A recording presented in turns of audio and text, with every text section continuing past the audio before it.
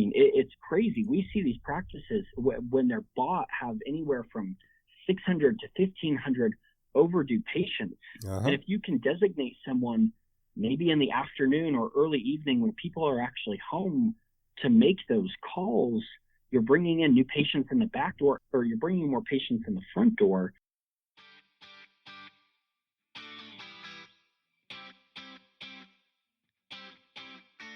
Hey, ambitious dentist, welcome to Start Your Dental Practice, the show for existing and aspiring dentists to take your dental practice to the highest possible level. I'm your host, Jonathan Van Horn, CPA and ABV, founder of dentistmetrics.com. Every episode, we aim to demystify the how to start a dental practice problem by bringing on world-class dentists, influencers, and consultants in the dental industry to pick their brain about how to get past the barriers involved from going from no practice to being a practice owner to owning your own successful dental practice. Hello, ambitious dentist. Today, I have with us Mr. Cory Pinegar. Cory is the CEO of Callforce, a dental solutions company dedicated to helping dentists across the country succeed in their practices. His company offers a variety of excellent services, from scheduling appointments with your overdue patients to answering the phones when you cannot. When he's not helping dentists out, he enjoys keeping active and loves to play golf and tennis in his spare time. Two things that I enjoy doing as well, but I am not very good at either, unfortunately.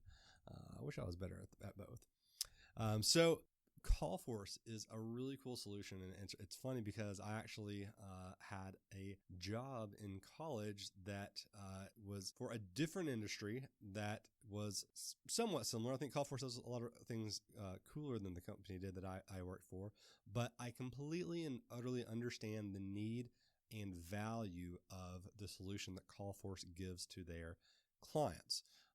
It's one of these solutions that if I were a dental practice owner, I could 100% understand why I would need a solution such as Callforce. So Cory, thank you so much for coming on the show today. Tell us a little bit about yourself. Tell us how you got into the role of CEO of Callforce. Awesome. Well, first of all, thank you for having me on today, Jonathan. And you really do understand what we do from, a very similar standpoint, working in the flower industry previously. I fell into dentistry, as probably most of us did, and I started working at Weave, the dental telephone company, probably, what would it have been, 5 or 6 years ago, and got a very entry-level position there, started working my way up, had some really cool, and to be very frank, lucky opportunities. I mean, I started cleaning a closet there. My aunt was the executive assistant to the CEO, and they had a ginormous closet, Jonathan, that was just full of thousands of returned phones. And she basically said, hey, they'll give you $500 if you can come clean up this closet. I was going to BYU at the time. And so I was over there, every night from 11 p.m. to 2 a.m. cleaning a closet. That turned into a part-time job, and eventually that turned into kind of a project management role, mostly for the COO, which was crazy cool and, opened doors to working for Callforce. Very interesting. That's a super really interesting. Yeah, it's always great to hear the fact that you can kind of rise through the ranks and that people can see talent and things like that. So describe to me what it is, for the people that don't know, let's talk really quick about what Callforce does for people. And then we can talk a little bit more about why it's important to know some of the cool data that Callforce has for practice owners. Yeah. So the epicenter of what we do is we try to help practices capture potential that they already have, or untapped potential, as we commonly refer. And that's through reactivating their overdue patients and actually helping them answer the phone calls when they can't. And so Sure. We want to get new patients on the schedule. We want to get existing patients rescheduled, and we want to get overdue patients who are really in need of production most of the time and additional dental work on the schedule. And that right there can make a significant boost in bottom line for dentists because they don't have to spend more on marketing. Yeah, absolutely. So I mean, tell me what is a phone call? Like why is it? I think everyone can conceptually understand that if someone's calling your office and you don't end up getting, access to that phone call, or convert that to a patient, that's a lost opportunity. That's a dollars and cents thing that's gone. Can you tell us a little bit more about that piece of information? I mean, you mentioned that you have a lot of data on that. Can you describe to us what the value of a phone call is? Yeah. So even to take a step back is we have to say, oh, well, how often are we actually picking up the phone? And so over the last year, we've surveyed about 1.4 million calls, Jonathan. And if you were just to take a stab in the dark here, what do you think was the average missed call rate for a dental practice? So, I saw a piece of paper that you guys sent me before the thing, so I have a feeling I know the answer. If I had to just do a guess, I would say it's probably around 15% while the office is open, and probably close to 95% when the office is closed, if I were to just guess. Yeah. And obviously you've seen what we did, but from that study of 1.4 million calls, we saw between a 28 and 32% not answer rate. And so we've got to take a step back here and say, that means every third new patient opportunity that we are paying to generate, we are not answering. Mm-hmm. And we live in such an impatient society today that only 14% of new patients are even going to leave a new message. And if you do not respond in the next 7 minutes, typically, they're going to call the next practice. It's true. And so answering the phone in that moment, back in the day, it may have been you leave a voicemail and they call you back the next morning and they get you on the schedule. But our society today, fortunately or unfortunately, has made the choice that when I want it now. And whoever answers that phone first is going to get the opportunity to work with me. And so if your practice can differentiate itself by always picking up the phone, you're going to be way more efficient and effective in your marketing, and patients are going to love it because they're going to know they can always get you on phone. Sure. Yeah. Very important information. So why is it that, well, let's keep going with the data, because I really want to hammer home the value of these calls. Do you guys have any data on of the calls that do get answered? I know it obviously varies in geographic location and different office, and the type of office and the type of patients that are calling. But do you have an idea of how many phone calls turn into appointments? Yeah, we see as a nation average 23 to 28% of new patient opportunities, Jonathan, are converted into scheduled appointments. Okay, so around a third of the phone calls. So around a third of all calls answered. Closer to a fourth. Okay, about a quarter of all calls answered are converted into an appointment. Then, right? Yes. So if we think that an average practice has, let's say, new patient calling opportunities of, I'm going to use easy math because it's easier in my head to do it on the spot, 100 calls in a month. If we'll say that 30% of those are missed, that means 30 phone calls are missed.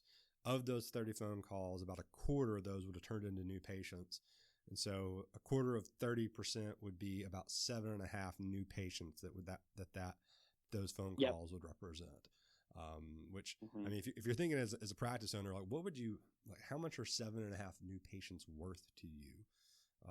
We obviously, it depends again on the practice and the location. If you're a specialty, if you do a lot of cosmetic, or if you do just a lot of bread and butter, but 8 new patients a month is a lot for a lot of people.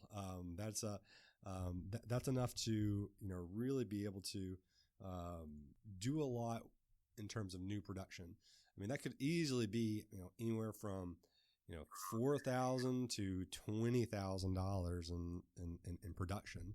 And if you're a real specialist and you do a lot of big cases, then it could be way more money than that.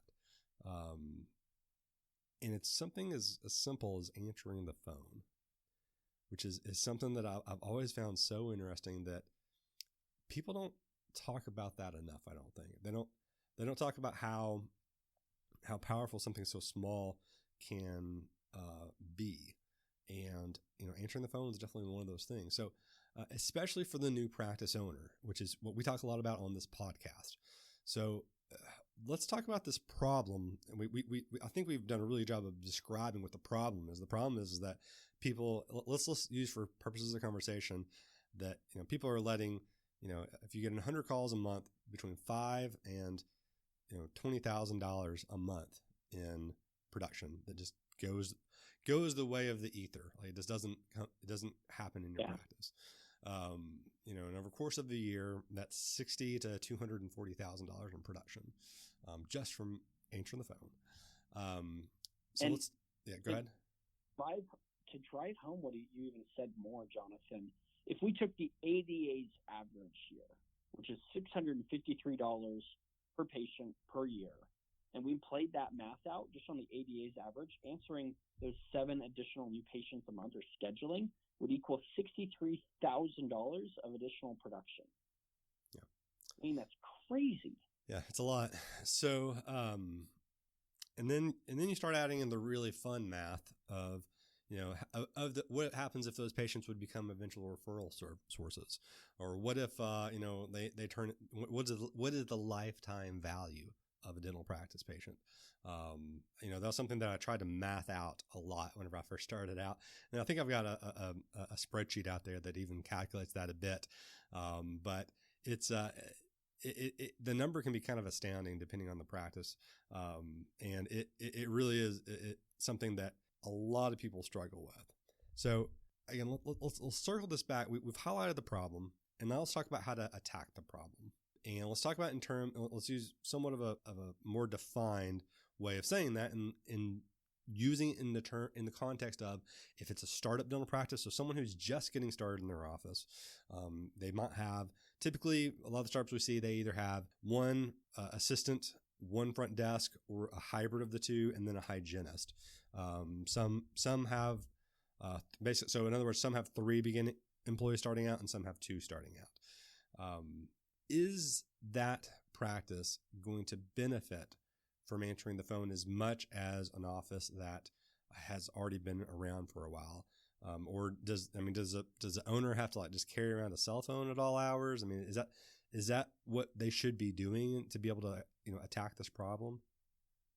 Yeah, I mean, this is a good question. So there's a lot of practices, and gratefully with the developments in voice over internet technology today, a lot of companies have the ability to actually have them not forward to the cell phone, but ring on a mobile app. So that way things aren't clogging through your cell phone and you're unsure if they're your wife's friend or they're a new patient opportunity. So they can ring, and that's a really good solution. But the problems that those present is you sometimes can't schedule them in the moment. And also the burnout is very real from that, especially when you have a minimal number of staff members. If every other night you have your cell phone by your side all the time, it's like you're on the clock an additional 6 to 8 hours a day, and that's hard. So in this circumstance, and not to toot our own horn at all, but to do so, is we play a really good factor here because we generated a service kind of very specifically for this group where we only charge per phone call that we answer. So that way you're not married to a $500 monthly bill, because that's crippling to a startup sometimes. But you just pay us per phone call that we answer, and our goal is to actually get them on the schedule, and then you do what you do best, which is dentistry. And I can tell you from experience, there are different types of startups in terms of volume and capacity and issues like that.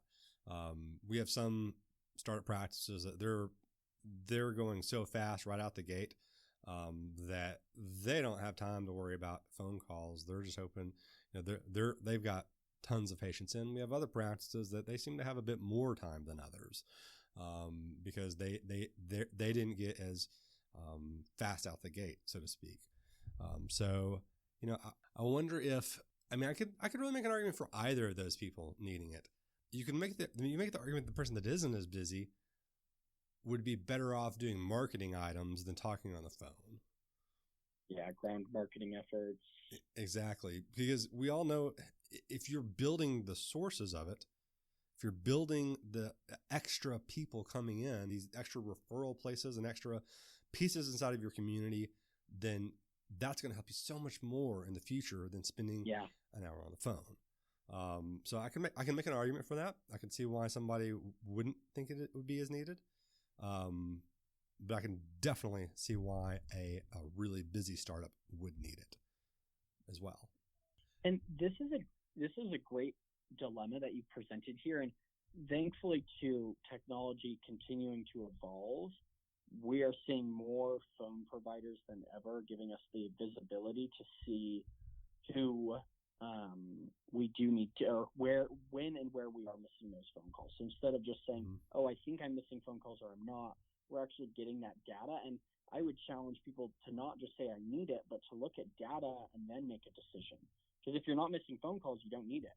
But if you're missing 3 to 10 phone calls per day, you really need it. Absolutely. Absolutely. And so what is it that, when is the time that most people miss their phone calls? Is it between 5 p.m. and 8 a.m. or 9 a.m. their time, or is it between the 8 and the 5? It is astounding. This is my favorite question to talk about. It is by and far 90% during open hours. And to break down those open hours, we see right in the morning when practices are opening up, between 8 and 9:30 is one of our heaviest times that we receive calls. And then during lunch, and then during that 4 to 5 o'clock during the day. Obviously, in the morning, there's morning huddles. They're meeting with the dentist. They're calling back the 2 to 3 voicemails from the night before. Mm-hmm. And that causes missed calls. During lunch, there's just lower amounts of staff. And there's also the dynamic of there's higher calls because people can't actually call on their lunch. And so you get these kind of almost nasty storms sometimes of the practice is getting ready or the practice is closing or opening, but also people have time to call. And we see that's when the highest volume of missed calls comes in. Makes sense. Yeah. Because you've got your staff is busy, and there's also a lot of people that are expecting you to be open. And there seems to be a lot of practices out there that don't open until 8:30 or 9 anyways. But you get the kids dropped off. You've got, the hour before things start getting crazy for you. Maybe your job doesn't start till 9. That makes a lot of sense. Makes a whole lot of sense. And there's a huge misconception that most of these calls are happening after hours. There still is. There's calls on Saturday. There's calls at 7 p.m. And those are really high value because generally they're more emergency based. Mm-hmm. But in terms of consistent numbers, it's during the day. And so it's less about taking a cell phone home and more about creating a system in office that we can always have someone get to the phone no matter the circumstance. Yeah, absolutely. And I'd love to talk more about the how we handle a phone call after we talk about the next version of the problem in my head, which is for people that are acquiring a dental practice. So, people that acquire practices, one of the things that we do assist people with, making sure that the numbers make sense from a dental practice acquisition standpoint. I've got my certification in, business valuations. And so I can read through those very well from what the seller has completed for them and say, hey, this makes a lot of sense. This does make a lot of sense. This is how much money you're going to make if you buy this practice. Here's where some opportunities are from more of a numbers-based perspective from what I see as far as, what the expense ratios look like, what the revenue per patient looks like, and what some of the services look like from an offering standpoint versus what you've told me you can produce. And one thing that I've, that we always look at is how many new patients is this practice getting? And I always find it really interesting to think that we typically look at the service side, and one of the most favorite ways I can tell my clients to say, hey, this practice looks like a really good practice is whenever I go in and I see that this practice is producing just a very small amount of money per patient, but they've got a bunch of patients. And I've got a dentist that says that they can produce, personally, 2 times as much as that other dentist has. And I'll say there's so much opportunity here for you, which is, so it's, that makes it more valuable than just what this valuation says, or maybe that what the number on this put on this practice is worth. But one thing that I've never really even considered was, is what does our lead flow and our capture look like from like a marketing and sales perspective? And I could easily see some of these more older practices that don't focus much on new patients, just not even caring much if they answer the phone for new patients. And whenever that person goes in and buys the practice, I could also see that being an issue because they go into the practice, they buy the practice, that all the systems are already set up in a way that had let the practice run for 30, 40, 50 years. And so they've never had you make that as a priority. They've never even thought of having someone available to answer the phone after hours or between 8 and 10. Like maybe they don't even open until 10 o'clock. I just found that really interesting. So is there a way for like an office to be able to tell where these missed opportunities are coming from? I mean, is there a simple solution out there? Whether it be using your service or even using some other type of service to be able to say, here are the times of the day when you get phone calls, and here are the times of the day when these calls don't get answered or go to voicemail or something like that. Yeah. So it depends on the phone provider. If you've got an older analog system, it's really hard to get data on that because there's no information behind it, unfortunately. Mm-hmm. But if you do have one of the newer voice over internet solutions or VoIP solutions, it is very easy to dig into that data. And what's really cool here is that's so much opportunity with very simple fixes to add a staff member for 2 hours of the day, or to stagger your lunch, or to change the time of your morning huddle, or to have one person who's designated to the phone during that, can mean that 7 to 15 to 20 new patients a month. And you've got to do that to keep up with attrition too. Yeah, absolutely. And that's, whenever you take over a new office, typically say, expect around 15% attrition, but hopefully we can turn so many other things up that attrition doesn't, from a revenue standpoint, doesn't make any difference. So that's a really good way to combat that. You bring up something really important there is with these practices that get acquired, we've also got to say, okay, they've got systems for the front door, but what systems do they have on the back door too? Because just as you said, 15% of patients leave a practice in a typical year. We see it around 17%, which is very similar to what you do. And what if we work on bringing some of those back in? Mm-hmm. I mean, it's crazy. We see these practices when they're bought have anywhere from 600 to 1,500 overdue patients. Uh-huh. And if you can designate someone maybe in the afternoon or early evening when people are actually home to make those calls, you're bringing in new patients in the back door, or you're bringing more patients in the front door, and you're also saving certain patients from leaving the practice. I mean, that's when it just becomes exponential growth, because you're bringing pretty much almost new patients back in the front door by reactivating some. And Absolutely. Those are patients who really need work. I laugh at this. There was a consultant that I talked to many years ago, and he was very upfront with me on how he did his consulting. He was like, the way we do our consulting is, and this is a guy that charged $40, $50, $60, $70, $80,000 a year for his consulting services. And he said, I asked him, what's the number one? It wasn't on a podcast episode. It wasn't a podcast guest. But it was someone who I was just talking to and, socially meeting. I was like, well, what is your most impactful thing that you do? He said, the most impactful thing that we do, Jonathan, is we look at their unscheduled treatment list. And then we just hit it as hard as we can, 100%. And like he was like, that gets the most revenue immediately, and we usually just pay for our consulting services almost immediately, and then they're free rolling on us. Like they've already paid us for our whole fee for the year by just doing that one thing. And I always think, wow, like that one thing provides that amount of value that he's getting paid $40,000 to $80,000 a year, and here we are, this poor measly CPA firm doing bookkeeping and accounting and taxes, and we get really good fees. Don't get me wrong, but I saw that, I was like, wow, that's a lot of money for just telling people to look at that one report and then have a system built around getting it. So I 100% know that is an awesome opportunity for a lot of offices. That's a really awesome idea for ways to increase opportunity from an acquisition as well, because I guarantee that's going on too. Now, the one problem I have seen with that is a lot of older practices are using softwares that may not even keep up with unscheduled treatment. So that can be an issue sometimes. Yep.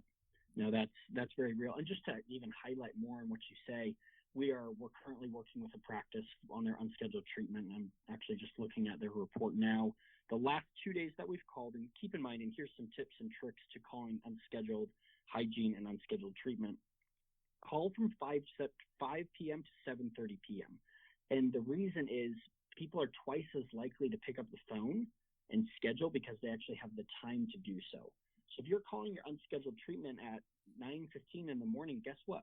Most people are probably heading to soccer practice or at school or at work, and they're unable to engage in that conversation.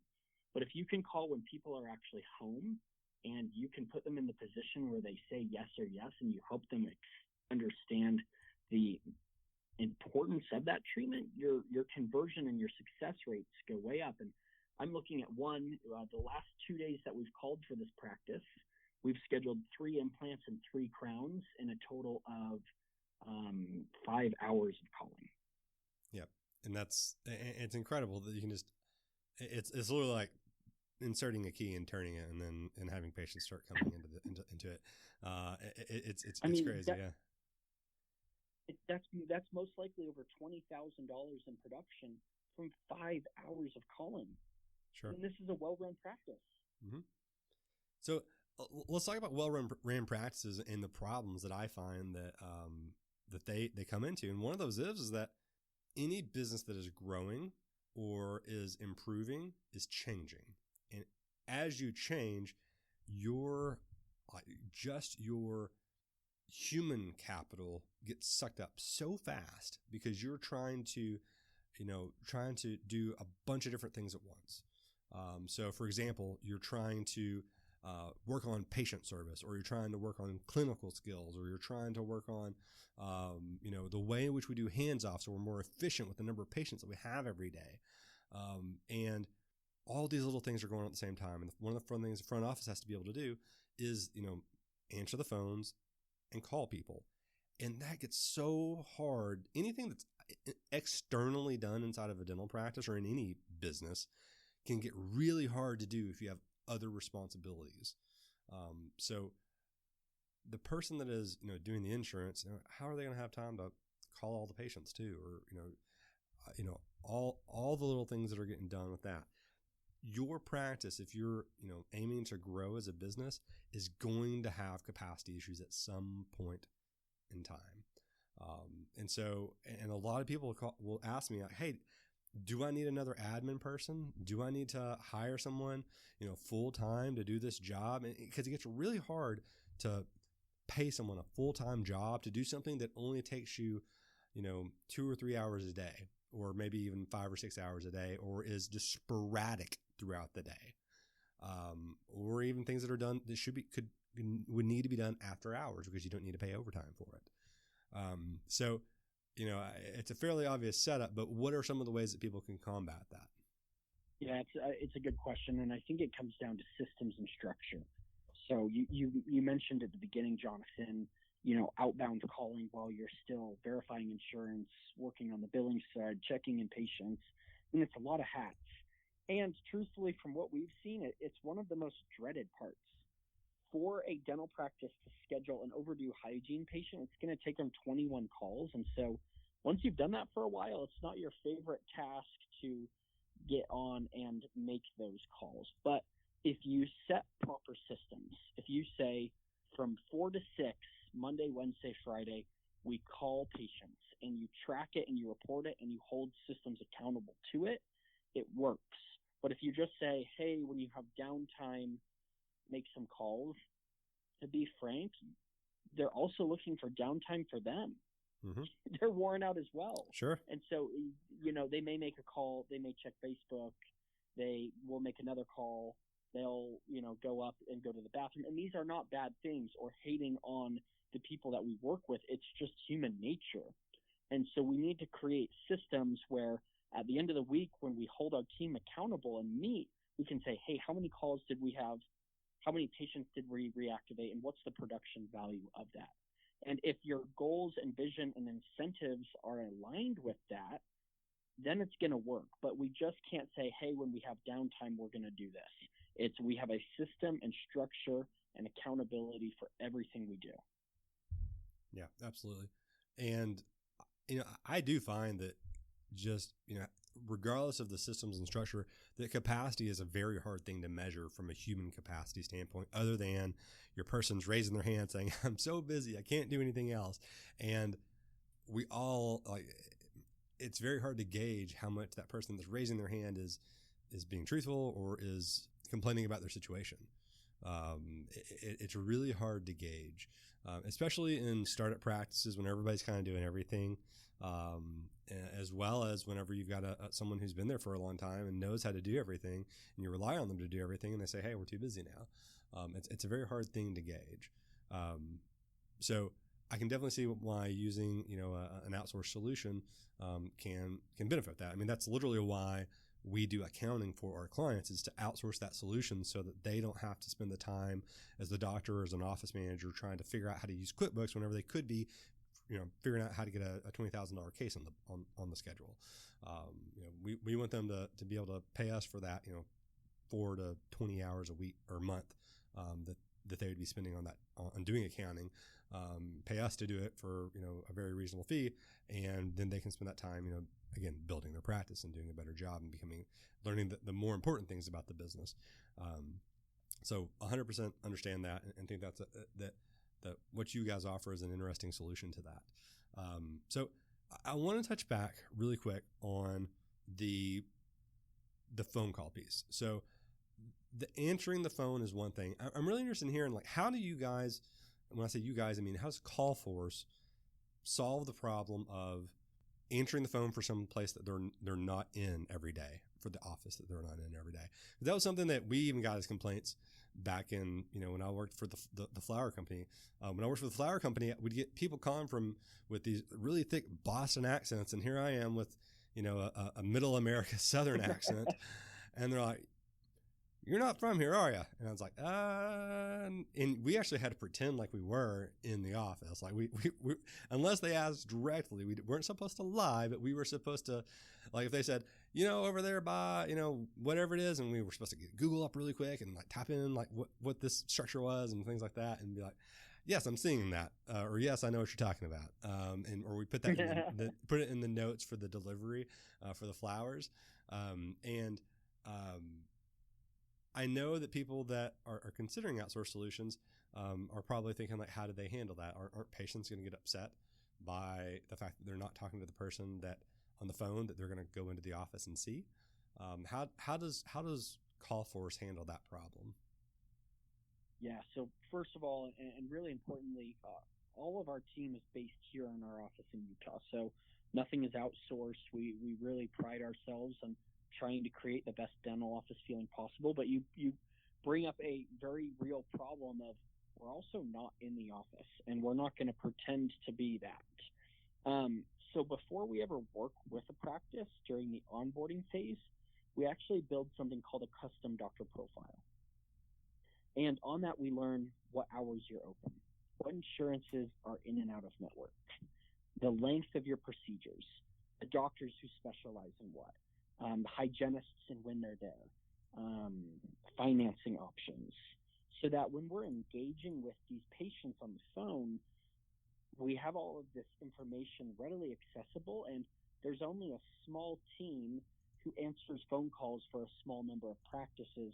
That way it's not, okay, which practice am I going to get today, but that they're consistently seeing those same ones, so that they're more familiar with the policies and the ways to schedule in the practice management software, so that we can be as close to the practice as possible.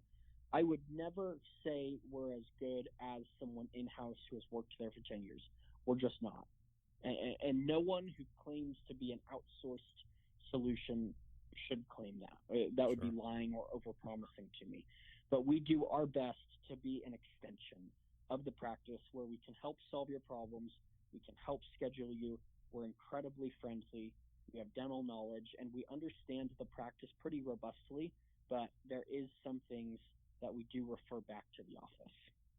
So what are the things that you typically refer back to the office? If you had a question about a bill that you received in the mail, if you had an in-depth insurance question, if there was a very high level, level treatment question that you were looking to have answered, we would then say, hey, actually I'm just a scheduler here for the office, but let me have Kathy, our office manager, or our treatment coordinator give you a call, and then we would send the office an action item saying, hey, please give Cory Pinegar a call.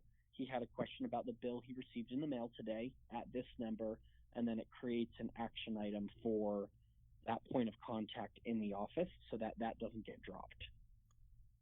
Makes sense. So in terms of the calling out to patients to say, if someone is, you're calling for unscheduled treatment, how does that conversation go? Because I have so many clients that say that they do that already, or they, that the person that does it, they don't think that does a great job of it. Like, I would assume with the amount of volume that you guys, have in doing these phone calls, that you've learned some things along the way. So what are some tips for people whenever they're calling somebody up, say, hey, Jonathan, we got you, we have that you had a crown, as in a treatment plan. Is next week good for you? Like, how do you get Jonathan to schedule that crown? Yeah, well, first of all, you've got to get him on the phone, because when people are calling during the day, you're getting 91% voicemails. So that's a killer right there. Second of all, and so darn simple, is tone of voice. If you're not excited, if you're not ready to engage, if you're not helpful, friendly, and caring, they're not gonna do it. I mean, we can look at recorded calls and see someone who has a really great tone of voice and someone who is, hey, Jonathan, I noticed you were overdue. The scheduling rates are actually significantly different. And then finally is you've got to put them in a position of yes. You cannot say, hey, would you like to, you can't say, hey, would you like to come back in? That presents them the option to say yes or no. Mm-hmm. But we've got to say, hey, Jonathan, we noticed that you're overdue for this. And the doctor is really concerned because your root canal could become this over time, or your cavity could be in need of a root canal in the future. We don't want that to happen for you. And so we have this upcoming Tuesday in the afternoon available. What works best for you? And when you say what works best for you, you're not saying, do you want to come back in, or do you not? You're saying yes, yes, or yes to certain different times. And that way you're putting them in the mind frame that you care about them not spending more money in the future, and you care about their health now. And then you're presenting times and saying, what of these work best? I like it. I think that's a clever way of doing it, or it's a good way of persuading someone to do something that you already feel like. I mean, you're trying to get these patients to accept treatment that you think is important for them to accept. It's not like we're trying to do something tricky to them. We're trying to get them to do what we think is best for them. Like that's not. I don't think that's something that should be considered salesy or anything like that. I think that if you're trying to sell them something that you didn't think was important, then at that point we'd have an issue from an ethical guidance. But outside of that, I think it's that makes a lot of sense. And how do you deal with that in terms of, again, the fact that you aren't in the office every day? Like how does that play in? Because I know that there's people out there thinking, well, I wouldn't want to do that because they don't understand this part of my office, or they don't understand they're going to want to talk to Susie, because Susie's our scheduler and they're going to know Susie. If they get a call from somebody else, they're not going to want to talk to them. Like how do you combat that? Do you find that is actually an issue ever, and things like that? It's less of an issue than people would think. Now, when it comes to boutique dental offices, where there is 2 to 3 total team members and they've been there for 5 years or more, people will say, "And who are you again?" that is real. But all we're going to come back and say is, "Hey, I'm actually a scheduler for the office. I help after hours to make sure we get people like you back on the schedule because we really care." And no one after that's really going to push back. And if they truly do want to talk to someone else, then we're going to leave an action item or a task for that team member to give them a call and complete that appointment. Makes sense. Makes sense. So you talked to me about some really cool things in terms of just, practices and the way and problems that practices face from a growth perspective, from a capacity perspective, from a sales perspective, from a patient perspective and revenue perspective. And so thanks so much for talking about all this. If someone out there is interested in Callforce, where should they go? What should they do in order to be able to see if their practice is a fit for it? Well, reach out to us. We love to talk with people. Our website is www.getcallforce.com. And we have team members who are always available to talk and just explain kind of how we work with their practice. And we then let the practice make the decision, is it right or wrong for them? And we love helping grow practices because that's what helps us grow our business.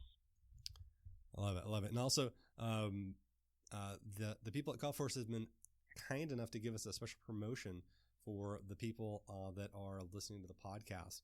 If you actually go to info.getcallforce.com/toothcoin, you'll actually be able to get a free $150 service from them if you go to that website. We're going to put that into the show notes as well in case you didn't get that, but it's info.getcallforce.com/toothcoin for Tooth and Coin, the name of my CPA firm. And Cory's been fantastic. I had to reschedule on him once. He was more than understanding for it, and so I thank him so much for being a friend of the podcast. We thank Callforce for being a friend of the podcast, and Cory, it was great getting to talk to you today. I do urge everybody to go out, take a look at Callforce. If you're looking for a solution to a capacity issue, this makes a lot of sense. Again, I worked at a call center for flower shops. We got phone calls from people all over the country that were trying to buy from, and we were in Paragould, Arkansas, and we had people calling the Sears phone line for flowers, and we were sending these flowers all over the country. We also act as local flower shops, and just like Cory said, there were a few people that would have issues, but I would probably field anywhere from 4 to 5 phone calls an hour. And maybe I would get one a night that someone said, even though I have that middle America accent, maybe one that would be like, "Hey, I don't think you're at this office, are you?" And it was always because of the fact that they thought they might have called the wrong phone number, not because of like that they cared that, "Oh, you're not in that office." That was the only reason, and that was for something as sensitive as sending flowers. So I mean, we send tons of flowers for funerals and for Valentine's Day and for anniversaries and birthdays and things like that. Something incredibly intimate and important, and they didn't even care. So I mean, in terms of just being a scheduler, I think that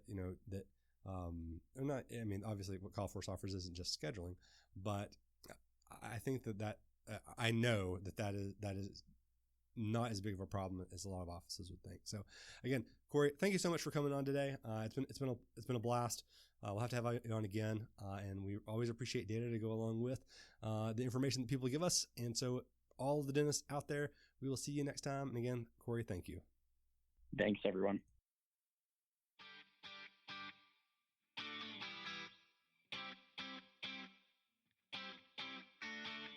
So that's it for today's episode, but that doesn't mean that the learning and implementation have to stop there. I've created a free report called The 15 Numbers That Will Make or Break Your Dental Practice. This report has been downloaded over 1,000 times by dental professionals. So if you want your free copy of this report that's going to outline what the most important numbers are in any dental practice, And it also includes how to look at your numbers, how to set goals, has a whole slew of really important information that is the culmination of all of my experience as a dental CPA. Then just go to startyourdentalpractice.com/free gift. That is startyourdentalpractice.com/free gift. And so that's it for today, Ambitious Dentist. Again, I'm Jonathan Van Horn, CPA and ABV. I'll see you next week with another world-class practice owner or consultant that will help you start your very own dental practice.